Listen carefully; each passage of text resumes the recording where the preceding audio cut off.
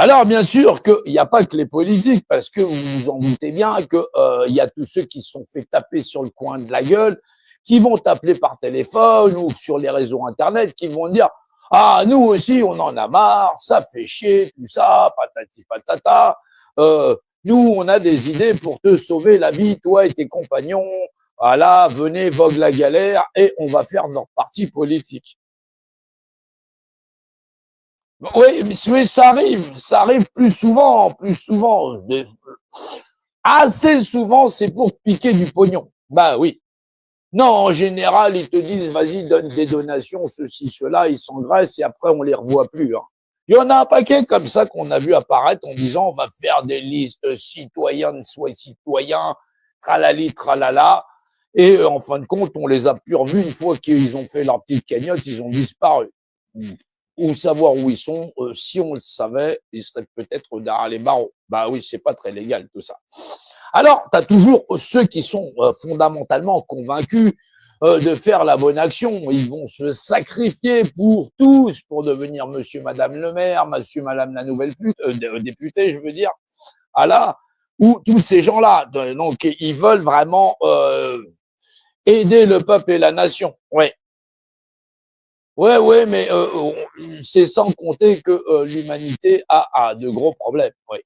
Pathologiques, sociologiques, d'ordre mental, et où effectivement on a affaire à des individus,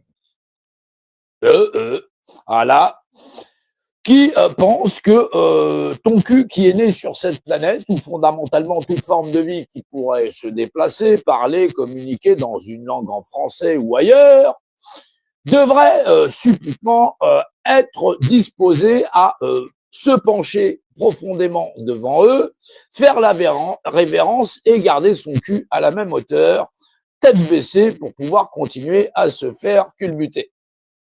Oui, bah oui, c'est voilà, c'est poétiquement dit. Mais effectivement, il y a des gens qui pensent que tous les individus qui sont nés sur Terre sont faits pour se la faire mettre. Ouais. Oui, il faut quelqu'un pour les diriger. Les gens sont des cons. Ouais, ouais, ouais, on a écrit une déclaration universelle, tout ça, tralali, tralala, 1789. Les hommes sont nés libres et égaux en droit. Les hommes et les femmes. Pas les femmes, il a fallu attendre plus de 160 ans après. De toute façon, c'était des femmes, c'était des pisseuses, les gens, ils en avaient rien à foutre. Ouais. Non, c'est après que les gens se sont dit, bah, peut-être que les femmes, elles étaient concernées par les droits de l'homme. Oh, ouais, ouais, ouais, ouais. C'est pour te dire à quel point l'homme est, il est tellement, ouais, ça le prend, tu vois, c'est un texte révolutionnaire.